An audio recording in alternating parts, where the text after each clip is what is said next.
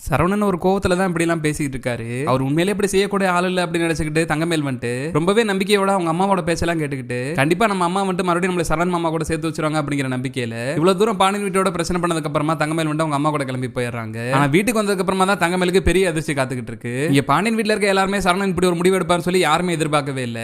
ஒரு கோவத்துல தான் சரவணன் வந்து இப்படி பேசிட்டு இருக்காரு. கண்டிப்பா நம்ம பையன் இப்படி எல்லாம் பண்ண மாட்டா அப்படின்னு சொல்லிட்டு பாண்டியனுமே ரொம்ப நம்பிக்கையா இருந்தாரு. ஆனா இந்த பாண்டியன் வீட்டுல இருக்க யாருக்குமே தெரியாம சரவணன் வந்துட்டு டைரக்டா அவரே வந்து அட்வொகேட்டை பார்த்து தங்கமேலுக்கு வந்து டிவோர்ஸ் நோட்டீஸ் அனுப்பிச்சாரு. வழக்கம் போல வீட்ல உட்காந்து பாக்கியத்திட்டு அழுதுட்டு இருக்கிற தங்கமேல் வந்துட்டு இந்த பிரச்சனை எல்லாம் எப்ப முடிய போகுதுனே தெரியலமா, என் வீட்டுக்கார வேற எனக்கு டிவோர்ஸ் அனுப்புறேன்னு சொல்லிட்டு இருக்காரு. அவர் பேசுறதெல்லாம் பார்த்து எனக்கு ரொம்பவே பயமா இருக்குமா அப்படி சொல்லி தங்கமேல் வீட்ல உட்காந்து புலம்பிட்டு இருக்காங்க. மாப்பிளைக்கு ஒன்னும் அவ்வளவு எல்லாம் புத்தி கிடையாது. ஒரு 2 நாள் 3 நாள் தான் அவங்க கூட பேசாம இருக்க முடியும். அதுக்கப்புறம் கண்டிப்பா உன்னை தேடி அவரே இங்க வீட்டுக்கு வர போறாரு. நீ வேணா பாரு தங்கமேல, நம்ம மறுபடியும் அந்த வீட்டுக்கு போக தேவையில்ல. அவங்களே வீட்டுக்கு வந்து உன்னை கூட்டு போறாங்க. அதெல்லாம் நடக்க தான் போகுது. அந்த வீட்டாளுக்கு யார் வராங்களோ இல்லையோ உனக்காக கண்டிப்பா மாப்பிள்ளை தம்பி வீட்டுக்கு வர போறாரு பாரு அப்படி சொல்லிட்டு இங்க பாக்கி வந்து தங்கமேலுக்கு ஆறுதல் சொல்லிட்டு இருக்காங்க. அம்மா சொல்றபடி சரவணன் மாமா வந்துறாரு சொல்லி ரொம்பவே நம்பிக்கையா தங்கமேல் வெயிட் பண்ணிட்டு இருக்கிறப்ப அப்பதான் தங்கமேல் வீட்டுக்கு ஒரு போஸ்ட் வருது. இந்த வீட்டுல தங்கமேல் யாருன்னு சொல்லி போஸ்ட்மேன் கேக்குறாங்க. நமக்கு என்ன போஸ்ட் வந்திருக்க போது அப்படி சொல்லி தங்கமேல் வந்துட்டு போஸ்ட வாங்கி பிரிச்சு பார்த்ததுமே ரொம்பவே அதிர்ச்சி ஆயிடுறாங்க. சரவணன் மாமா சொன்னதை செஞ்சுட்டாரு. அவர் உண்மையிலே நம்ம மேல கோவமா இருந்தார் மட்டும் தான் நினைச்சுக்கிட்டு இருந்தோம். அவர் இப்படிப்பட்ட ஒரு முடிவு எடுப்பார்னு சொல்லி நம்ம நினைச்சு கூட பார்க்கல. கோவத்துல தான் அவர் டிவோர்ஸ் கொடுப்பாருன்னு சொல்லி பார்த்தா இப்போ உண்மையிலேயே டிவோர்ஸ் நோட்டீஸ் அனுப்பிச்சாரு அப்படி சொல்லிட்டு தங்கமேல் வந்துட்டு நோட்டீஸை கையில பிடிச்சிட்டு ஆடி போய் அப்படி நின்னுட்டு இருக்காங்க. சரவணன் டிவோர்ஸ் நோட்டீஸ் அனுப்புனது எதுவுமே தெரியாம இன்னும் ஒரு நாள் தான் தங்கமேல் இந்த வீட்டுல இருக்க போற. அதுக்கப்புறம் பாரு மாப்பிள்ளை தம்பி வந்து வீட்டுல இருந்து கூப்பிட்டு போறாரு அப்படி சொல்லிட்டு டிவோர்ஸ் அனுப்புன விஷயமே தெரியாம பாக்கியம் வந்துட்டு தங்கமேல் கூட சேர்ந்து பேசிட்டு இருக்காங்க. அப்பதான் டிவோர்ஸ் நோட்டீஸ் எடுத்து காமிக்கிற தங்கமேல் வந்துட்டு நம்ம நினைக்கிறது எதுவுமே நடக்காதுமா, இதுக்கப்புறம் நானும் சரணன் மாமாவும் கண்டிப்பா சேரவே முடியாது. அந்த குடும்பத்தோட சேர்ந்து இனிமேல் நான் வாழ்க்கை வாழ முடியாது, எல்லாமே முடிஞ்சிருச்சு. சரணன் மாமா டிவோர்ஸ் நோட்டீஸ் அனுப்பிச்சிட்டாரு, இங்க பாருங்க அப்படி சொல்லிட்டு நோட்டீஸ் எடுத்து காமிச்சதுமே இங்க ஒட்டுமொத்த தங்கமேல் குடும்பமே ரொம்பவே சாக்காயிடுறாங்க. சரணன் ஒரு கோவத்துல தான் இப்படி பேசியிருப்பாருன்னு பார்த்தா கடைசியில் உண்மையிலே டிவோர்ஸ் நோட்டீஸ் அனுப்பிச்சாச்சா. நீ ஒன்னும் கவலைப்படாத தங்கமேல, நீ அழுதுகிட்டு இருக்காது. இந்த பிரச்சனை என்கிட்ட விட இதை நான் பாத்துக்கிறேன். இது கண்டிப்பா மாப்பிள்ளை எடுத்த முடிவா இருக்காது. மாப்பிள்ளையோட வீட்டாளர்கள் எல்லாம் சேர்ந்து அப்படி ஒரு முடிவு எடுத்திருப்பாங்க. மாப்பிள்ளைக்கு உண்மையிலே உன் மேல பாசலாம் இருக்கு. உன்னையும் சரணனையும் மறுபடியும் சேர விடக்கூடாதுங்கிறதுக்காக அந்த வீட்டுல இருக்க எல்லாரும் திட்ட போட்டு இப்படி ஒரு பிளான் பண்ணிருக்காங்க. நீ கவலைப்படாத தங்கமேல, இந்த பிரச்சனை நான் பாத்துக்கிறேன் அப்படி சொல்லிட்டு பிரச்சனையை முடிக்க பார்க்காம மறுபடியும் பாக்கி வந்து பிரச்சனையை பெருசுபடுத்த தான் பாக்குறாங்க. அடுத்த நாள் காலையில எந்திரிச்சதுமே தங்கமேல கூப்பிட்டு ஸ்டேஷனுக்கு போற பாக்கியம் வந்துட்டு ஸ்டேஷனுக்கு வெளியே ரெண்டு அழுது புலம்ப ஆரம்பிக்கிறாங்க. இப்படிப்பட்ட கொடுமையெல்லாம் எங்கேயாவது நடக்குமா? எங்க வீட்டுல மட்டும் தான் நடந்துட்டு இருக்கு. அதெல்லாம் என்னோட பொண்ணோட வாழ்க்கையில தான் நடக்கணுமா அப்படி சொல்லிட்டு பாக்கிய ஸ்டேஷனுக்கு வெளியே ரெண்டு அழுதுட்டு இருக்காங்க. கரெக்டா அந்த டைமுக்கு ஸ்டேஷனுக்கு வர இன்ஸ்பெக்டருமே வந்து பாக்கியத்தை பார்த்தனும் என்னமா பிரச்சனை, எதனால உள்ள வந்து பேசுங்க அப்படி சொல்லி கூப்பிடுறாங்க. உள்ள போனதுமே உண்மையிலே என்ன நடச்சுங்கிற எல்லா உண்மையுமே மறைச்சிட்டு இப்ப பாக்கியம் வந்துட்டு எல்லா தப்புமே இந்த பாண்டியன் வீட்டாளுக்கு பண்ண மாதிரி அப்படியே மாத்தி சொல்ல ஆரம்பிக்கிறாங்க. இவங்க ஆசைப்பட்டபடி 80 பவுன் நகைப்பட்டு தான் என் பொண்ணை கல்யாணம் பண்ணி வச்சேன். கல்யாணத்துக்கு முன்னாடி 80 பவுன் நகை போதுன்னு தான் சொன்னாங்க. இப்ப என்ன நினைச்சாங்கன்னு தெரியல, அந்த 80 பவுன் நகை பத்தலையா, இன்னும் கொஞ்சம் நகை போட்டு வர சொல்லு, உங்க வீட்டுல இருந்து என்ன பணம் வேண்டுவா அப்படி சொல்லிட்டு என் பொண்ணை வீட்டை விட்டு எல்லாருமே சேர்ந்து வெளியே விரட்டிட்டாங்க. அந்த வீட்டுல இருக்க எல்லாரும் ஒன்னா சேர்ந்து அடிச்சுதான் என் பொண்ணை வீட்டை விட்டு வெளியே விரட்டினாங்க.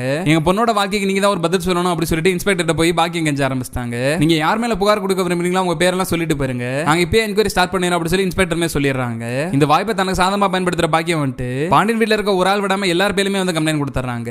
இவங்க எல்லாரும் ஒன்னா சேர்ந்து தான் என் பொண்ணை வீட்டை விட்டு வெளியே விரட்டினாங்க. இவங்க எல்லார் மேலுமே நடவடிக்கை எடுங்க அப்படி சொல்லிட்டு அரசி ராஜின்னு சொல்லி வீட்டுல இருக்க எல்லார் பேருமே வந்து பாக்கியம் கம்ப்ளைண்ட் கொடுத்துறாங்க. பாக்கி அப்படி பண்றதெல்லாம் பார்த்து தங்கமேலுக்கு ரொம்பவே பயம் வர ஆரம்பிக்குது. நீ இப்படி பண்றது கொஞ்சம் கூட சரியே இல்லமா, இது ஒரு பெரிய பிரச்சனைல போய் முடிய போகுது. ஏற்கனவே நம்ம பண்ண பிரச்சனைனால தான் சரவணன் மாமா டிவோர்ஸ் நோட்டீஸ் அனுப்புனாரு. இப்ப தேவையில்லாம நம்ம ரொம்ப பிரச்சனையை பெருசுபடுத்திட்டு இருக்கோமா, நம்ம பண்றதெல்லாம் அவங்க குடும்பத்துக்கு ரொம்ப அவமானமா தான் ஆகும். அதனால அவங்க கோவப்பட்டுக்கிட்டு இதுக்கப்புறம் பெரிய பிரச்சனையா தான் பண்ண பார்ப்பாங்க. இதெல்லாம் வேண்டாமா அப்படி சொல்லி தங்கமேல் வந்து பாக்கியத்துக்கிட்ட கெஞ்சி பாக்குறாங்க. உன்னால ஒரு பிரச்சனை சமாளிக்க முடியலன்னா விட்டுரு தங்கமேலு, அந்த பிரச்சனை எப்படி ஹேண்டில் பண்ணுங்கிறது எனக்கு தெரியும், அமைதியா இருந்து நடக்கிறது மட்டும் வேடிக்கை பாரு அப்படி சொல்லிட்டு பாக்கி வந்து அவங்க எல்லாரும் மேலுமே கம்ப்ளைண்ட் கொடுத்துறாங்க. இந்த பாக்கியம் கொடுத்த கம்ப்ளைண்ட் ஃபர்ஸ்ட் ஸ்டேஷன்ல இருந்து இங்க பாண்டியன் வீட்டுல இருக்க எல்லாருமே வந்து ஸ்டேஷன் கூப்பிட்டு வந்துடுறாங்க. ஒரு பக்கம் பாண்டியன் கதிர் சரணன் சொல்லிட்டு எல்லாருமே ஸ்டேஷனுக்கு வந்துடுறாங்க. இன்னொரு பக்கம் பாண்டியன் வீட்டுக்கு போற போலீஸ் எல்லாம் வந்துட்டு கோமதி ராஜி அரசுன்னு சொல்லி வீட்டுல இருக்க எல்லாருமே அவங்களையுமே கூப்பிட்டு வந்துடுறாங்க. இங்க ஸ்டேஷனுக்கு போறப்ப ராஜி வந்துட்டு மீனாக்கு போன் பண்ணி நடந்த எல்லா விஷயத்தையுமே சொல்லிடுறாங்க.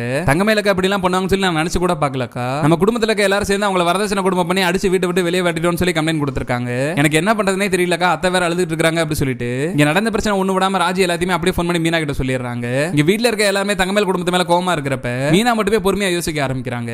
வீட்டுல நடக்கிற சூழ்நிலையை புரிஞ்சுக்கிற மீனா வந்துட்டு ஸ்ட்ரைட்டா அவங்களுமே கிளம்பி ஸ்டேஷனுக்கு வந்துடுறாங்க. இங்க பாண்டியன் வீட்டாளர்கள் எல்லாருமே பார்த்ததுமே பாக்கியம் வந்து மறுபடியும் இன்ஸ்பெக்டர் போய் அழுக ஆரம்பிக்கிறாங்க. இவங்க எல்லாரும் ஒன்னா சேர்ந்து தான் என் பொண்ணை வீட்டை விட்டு வெளியே விரட்டிட்டாங்க.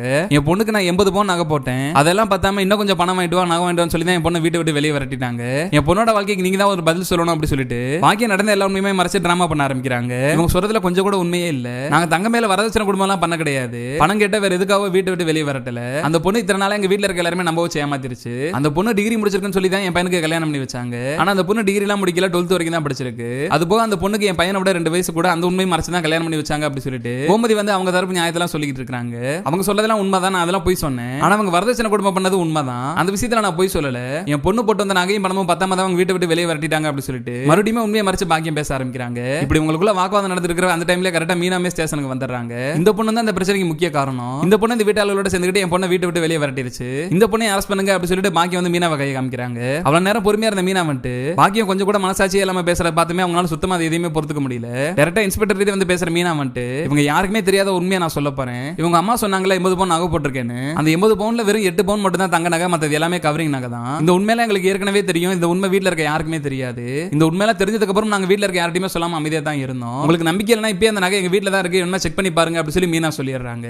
இன்ஸ்பெக்டருமே வந்து அந்த நகையெல்லாம் எடுத்துட்டு வர சொல்லி செக் பண்ணி பாக்குறப்ப மீனா சொன்னபடி எல்லாமே கவரிங் நகை தான் இருக்கு அப்படிங்கிற உண்மையே தெரிய வந்துருது. நகை விஷயத்துல அவங்க இந்த அளவுக்கு போய் சொல்லியிருக்காங்கன்னா கண்டிப்பா அவங்க சொல்றதெல்லாம் வச்சு பாக்குறப்ப வரதட்சணை கொடுமை எதுவுமே நடக்கல.